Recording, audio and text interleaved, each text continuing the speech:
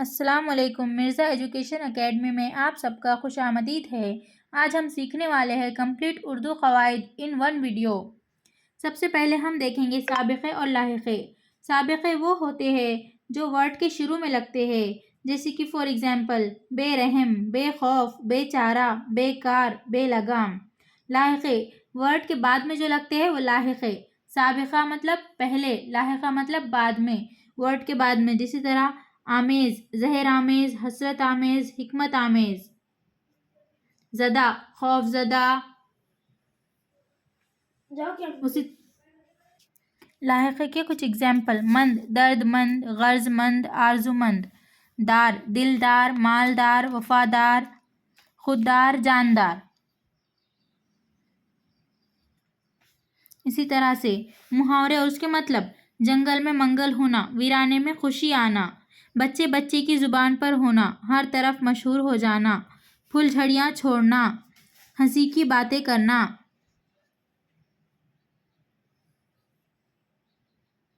خیالی پلاؤ، بے مطلب بات۔ موم کی پتلیاں، نازک اندام لڑکیاں۔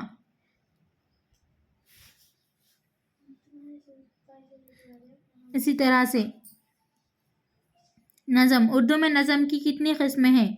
غزل، قصیدہ، گیت، مرثیہ، حمد، نعت، مثنوی، قطعہ، رباعی، مسدس، مقمص۔ یہ سب کیا ہے؟ نظم کی قسمیں ہیں۔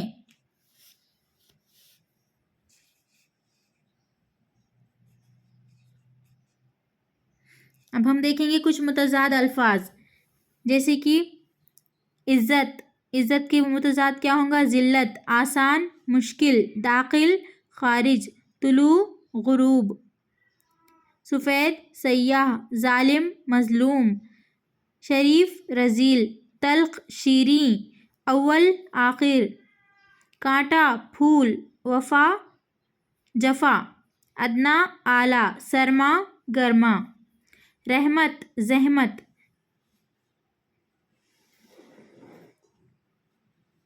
عرش، فرش، خطہ، قصبہ، دیہات، آباد، برباد، معروف، مجہول، ہنر، عیب۔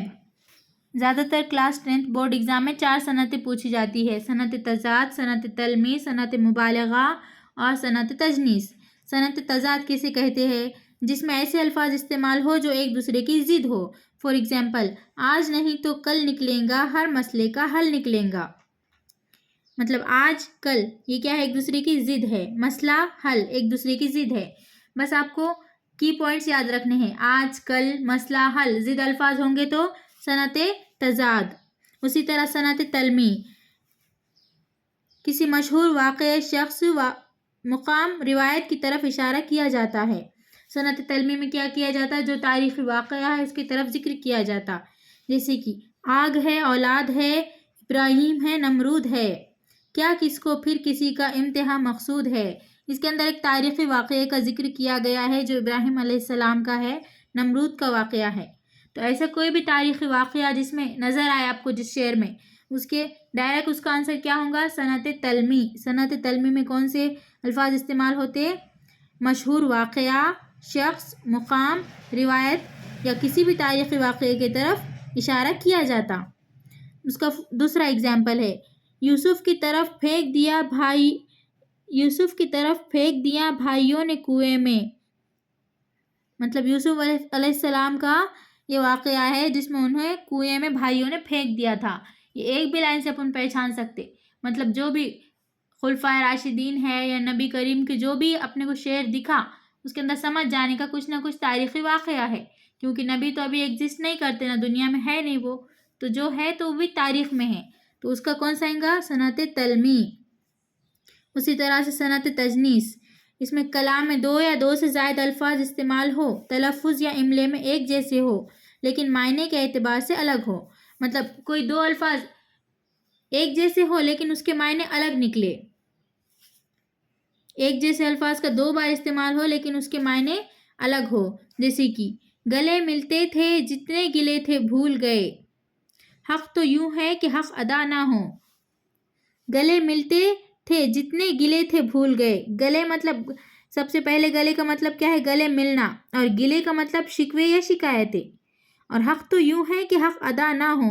سب سے پہلے حق کے معنی ہے سچ، اور دوسرے حق کے معنی ہے حق یعنی حصہ۔ تو اسی طرح سے صنعت تجنیس میں کیا ہوتا ہے؟ لکھنے میں ایک جیسے ورڈ لیکن اس کے معنی الگ نکلے۔ تو سیدھی سیدھی بات یہ یاد رکھنی ہے کہ اپنے کو ایک جیسے دو ورڈ دکھے تو صنعت تجنیس سمجھ جانے کا۔ ایک شعر میں ایک جیسے دو، جیسے کہ اس شعر میں کیا ہے؟ گلے ملتے تھے جتنے گلے تھے بھول گئے۔ گلے اور گلے دونوں سیم سیم دکھ رہے، سمجھ جانے کا کون سی صنعت ہے؟ صنعت تجنیس۔ اسی طرح دوسرا اگزامپل، بادشاہ نے شیر پالا اور سپاہی نے شیر لکھا۔ اس میں شیر ورڈ دو بار استعمال ہوا، لیکن اس کے پہلے شیر کے معنی کیا ہے؟ شیر یہ جانور ہے، لیکن سپاہی نے جو شیر لکھا وہ کیا ہے؟ ایک شعر ہے، مطلب کسی بھی نظم کا شعر ہو سکتا۔ دل گیر بھی تھا اور غم گیر بھی، تو اس میں کیا ہے؟ گیر ورڈ دو بار استعمال ہو رہا، تو سمجھ جانے کا ایک ہی ورڈ دو بار استعمال ہوا اور اس کے معنی الگ نکل رہے، تو اس میں کون سی صنعت استعمال ہوں گی؟ صنعت تجنیس۔ اور صنعت مبالغہ، صنعت مبالغہ میں مطلب بڑی بڑی باتیں بولی جاتی جو کبھی ہونا پاسبل ہی نہیں ہے۔ تو فور ایگزامپل، یارو شب فراغ میں رویا میں اس قدر، یارو شب فراغ میں رویا میں اس قدر، تھا چوتھے آسمان تک پانی کمر کمر۔ تو اس میں کیا ہے؟ مبالغہ آرائی کی جا رہی، اگر انسان کتنا بھی رویا تو کمر کمر پانی ہو سکتا کیا؟ وہ بھی کیا بتا رہا؟ چوتھے آسمان تک۔ تو ایسی بات بتانا جس پہ یقین ہی نہ ہو سکے، تو وہ کیا ہوگا؟ صنعت مبالغہ۔ اسی طرح سے ہم آواز الفاظ، وہ الفاظ ہوتے ہیں جن کی آواز ایک جیسی ہو لیکن ان کے معنی الگ ہو، جیسے کہ آم کیا ہے؟ ایک پھل ہے، لیکن اسی طرح سے عام یعنی اس کا نام کیا ہے؟ عام لوگوں کے لیے۔ علم، پہلے علم کا مطلب کیا ہے؟ نالج، اور دوسرے علم کا درد۔ تو ہم آواز الفاظ کون سے ہوتے ہیں؟ جن کی آواز ایک جیسی ہو لیکن اس کے معنی الگ ہو۔ تو آپ کو ایگزام میں کویشچن آ سکتا کہ درج ذیل الفاظ کے ہم آواز الفاظ لکھیے۔ تو آپ کو کیا لکھنا ہے؟ اگر نظر دیا ہوا ہے تو دوسرا نظر لکھنا ہے، اس کے معنی لکھنے کی ضرورت نہیں ہے۔ ذرا، یہ مطلب ذرا یہ دونوں لکھنے کے مطلب ایک دیا ہوا ہے، اگر آپ کو دیا ہوا ہے حال تو آپ اس کے بدلے یہ ہے الف حال حال ہے، اس کے بعد آپ کو کیا لکھیں گے؟ اس کا ہم آواز الفاظ چھوٹی ہے الف حال حال۔ یہ حال کا مطلب کیا ہے؟ اپنی حالت، لیکن دوسرے حال کا مطلب کیا ہوگا؟ ہال، مطلب جو پروگرام کرنے کا ہال ہوتا ہے وہ ہال۔ یہ سین الف 7 تے 7، اس کا مطلب کیا ہے؟ 7 نمبر، لیکن اسی طرح سین الف سا تے دو چشمے ہے 7، یہ 7 کیا ہوگا؟ ایک دوسرے کا ساتھ۔ اسی طرح آپ کو کیا لکھنے ہیں؟ اس کے ہم آواز الفاظ لکھنے ہیں جس کی آواز ایک جیسی ہو۔ ہم آواز الفاظ کون سے ہوتے ہیں؟ جس کی آواز ایک جیسی ہو لیکن معنی کے اعتبار سے الگ ہو، اسے کیا کہتے ہیں؟ ہم آواز الفاظ۔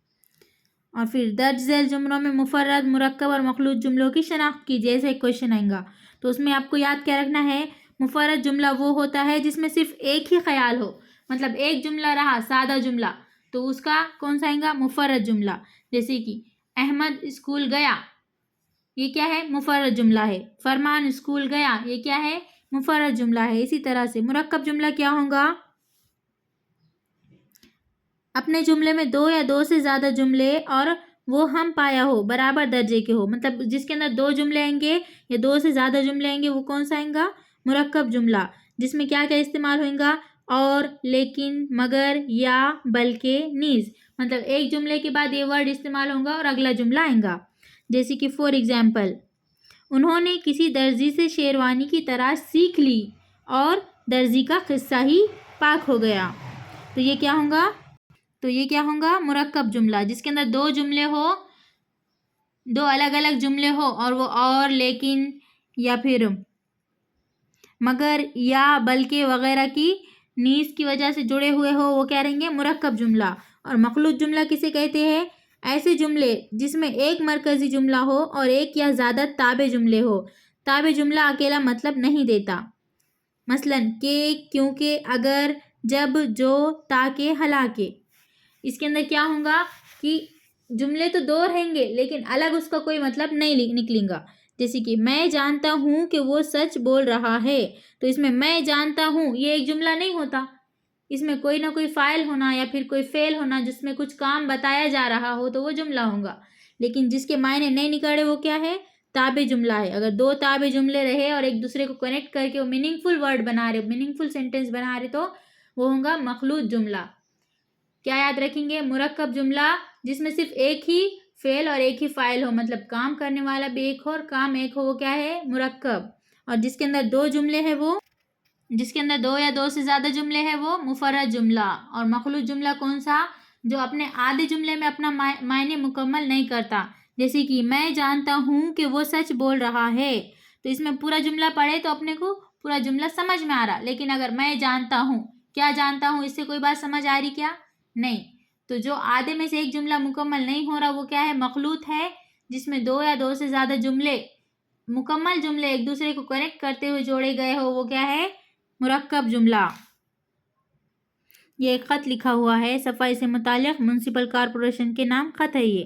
تو خط میں اپن کیا لکھیں گے؟ سب سے پہلے فارمیٹ یاد رکھنے کا، سب سے پہلے لکھیں گے الف بے جیم، مطلب یہ کسی کا نام ہے، وہاں پہ نام مینشن کرنا نہیں ہے بورڈ ایگزام میں، اسی لیے کیا لکھے؟ الف بے جیم. اور آپ کو ایک باکس دیا ہوا ہوگا، اس کے اندر تاریخ، پتہ سب دیا ہوا ہوگا، وہاں سے دیکھ کے صرف آپ کو کاپی کرنا ہے، جو تاریخ دی ہوئی ہے وہ تاریخ لکھنی ہے. یا آپ کو بتایا ہوا ہے کہ میونسپل کارپوریشن کے صاحب کو آپ کو کہاں بلانا ہے؟ اسکول میں، تو آپ کو 2 دن پہلے خط لکھنا ہوگا، تو تاریخ 2 دن پہلے کی ڈالنے کی. اپنے پرسنل کامن سینس کو استعمال کرنا ہے. اس کے اندر دیا ہوا ہے کہ آپ کو اپنے گاؤں کے سرپنچ کو آپ کے اسکول میں بلانا ہے، تو آپ کو خط کب بھیجنا پڑے گا؟ 2 دن پہلے، کیونکہ یہ اپنے فون کا میسیج نہیں ہے جو فوراً پہنچ جائیں گا، یہ خط ہے، تو خط آپ کو 2 دن پہلے لکھنا ہوگا. تو اس لیے اس کے اندر 2 دن پہلے کی تاریخ ڈالنے کی. لیکن اگر آج کے آج کس کو بھیجنے کا بتایا ہوا اس کے اندر، تو آج کی تاریخ ڈالنی. آج کی مطلب اپنے حساب سے آج کی نہیں، جو پیپر میں دی ہوئی ہے وہ تاریخ ڈالنی ہے. پھر اس کے بعد جس کو خط لکھ رہے اس کا نام، جیسے کہ یہاں پہ لکھا ہوا ہے الف بے جیم 12 اکتوبر 2025، وارڈ آفیسر کو ایک خط لکھے میونسپل کارپوریشن کے لاتور کو. تو یہاں پہ مضمون لکھا ہوا ہے صفائی سے متعلق مہم میں شامل ہونے کے لیے درخواست. محترم جناب، میں لاتور کے علاقے معمار کی شہری ہوں، ایک درخواست کے ساتھ آپ کی خدمت میں حاضر ہوں. ہمارے علاقے میں ایک صفائی مہم شروع کی گئی ہے جو کہ زارون فاؤنڈیشن لاتور کی پیشکش ہے. جبکہ ہم جانتے ہیں صفائی